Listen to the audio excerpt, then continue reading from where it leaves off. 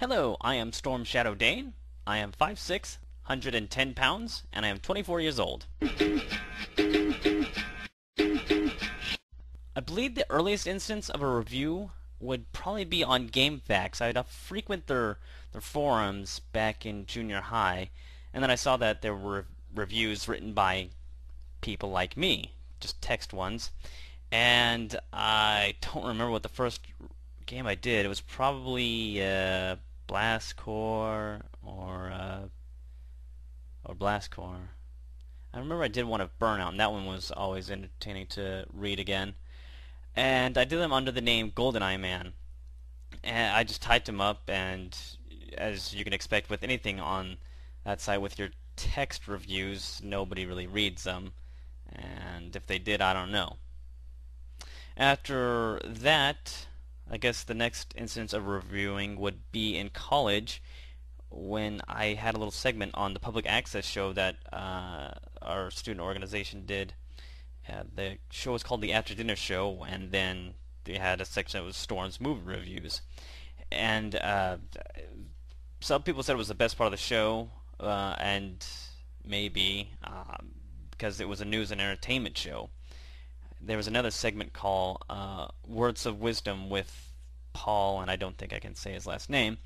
But that guy was really dry humor. He was a teacher, and he just talked about anything that week, and just called it Words of Wisdom.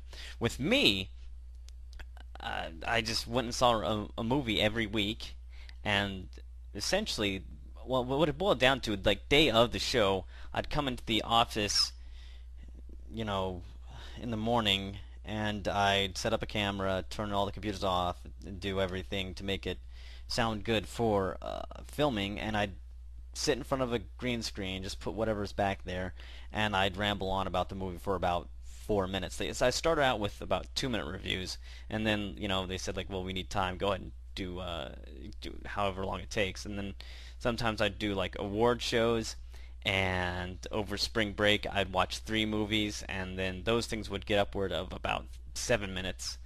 So, and those were no problem. Those were always entertaining to do and to watch. As for movie reviews, I don't think I'll ever do that again. Of course, what I'm speaking about right now are just hobbies. I've never been paid to do any of this stuff.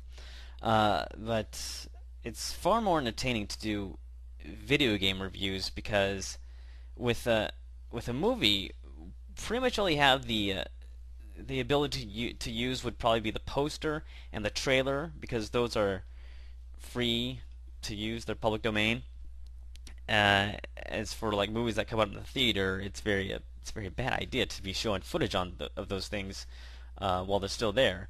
And I never utilized the trailer or the poster. It was just me on a green screen talking about a movie for 4 minutes, and I'd always start on subject of the movie and then off elsewhere, talking about STDs, as an example.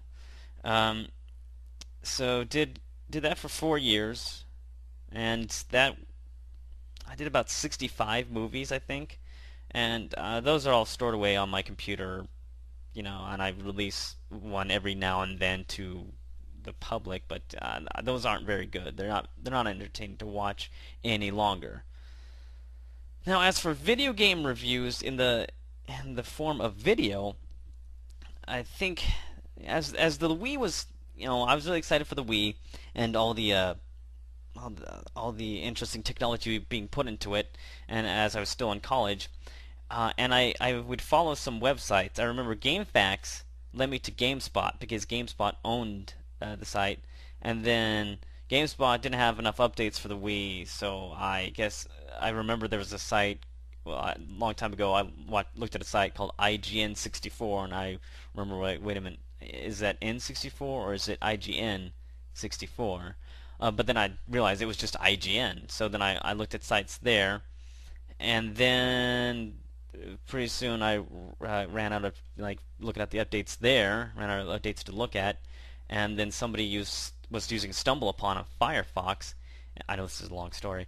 StumbleUpon on Firefox, and then they came across a site called We Have a Problem. This was after the Wii came out, and people were breaking their lampshade. You can't really break a lampshade, but breaking windows, breaking plasma TV screens, all sorts of stuff because the Wii remote would snap. The strap would snap, and yeah, that's long past us. But it's funny to think about how stupid people were. But anyway, we have a problem.com. I would look at that stuff, laugh, and then there came a video embed from YouTube, and that was a link to the future.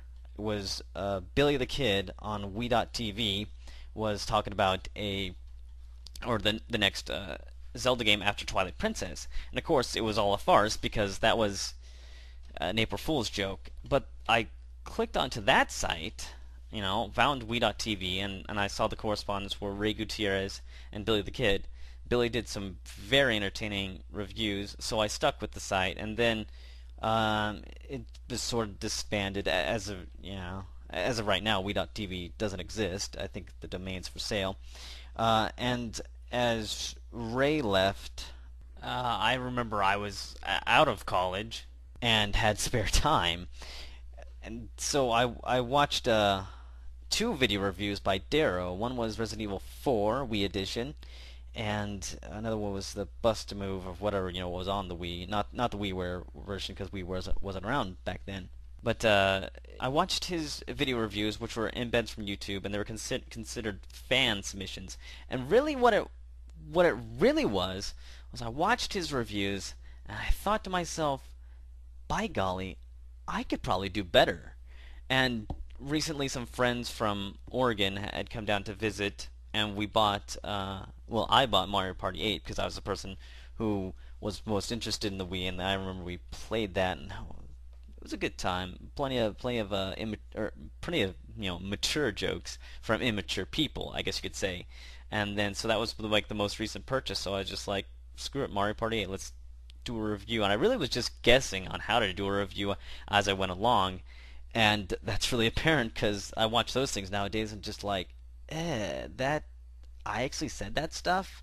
So all the reviews, as I called them back in 2007 on YouTube, I don't consider them, I try to ignore the fact that they exist, and that is how I started reviewing. Shabadoo, shabadee, shabadee, shabadoo.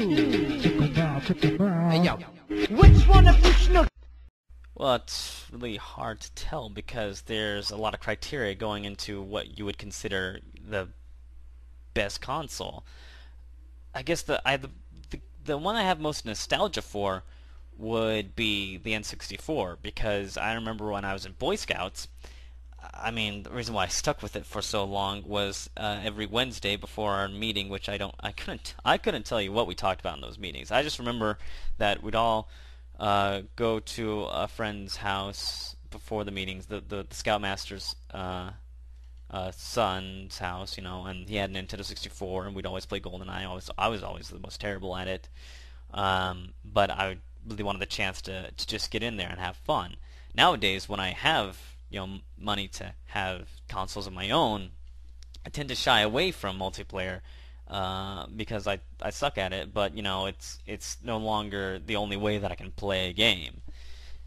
So definitely GoldenEye and Perfect Dark were the games that that make me have the most nostalgia for the Nintendo 64. Also, Donkey Kong 64 was an excellent, superb platformer.